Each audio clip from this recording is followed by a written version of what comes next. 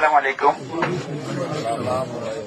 সোনাগাজী সম্মানিত এলাকাবাসী, আপনারা জানেন এই ক্লান্তি লগ্নে বাংলাদেশ সেনাবাহিনী বাংলাদেশ শান্তি শৃঙ্খলার জন্য দায়িত্বরত আছে। এর ধারাবাহিকতায় আপনাদের এলাকা বা আপনাদের প্রতিবেশী কেউ যদি কোনো প্রকার লুটতরাজ, ভাঙচুর, অগ্নিসংযোগ এবং বিভিন্ন প্রকারের হুমকি দামকি যদি দিয়ে থাকে এবং আপনাদের পাশে যারা সংখ্যালঘু আছে তাদেরকে কোনো প্রকার উচ্ছেদ বা হুমকি এবং তাদের ঘর বা বিভিন্ন জিনিস উচ্ছেদ করার কোনো পরিকল্পনা করে, দয়া করে আপনারা আমাদেরকে অবগত করবেন।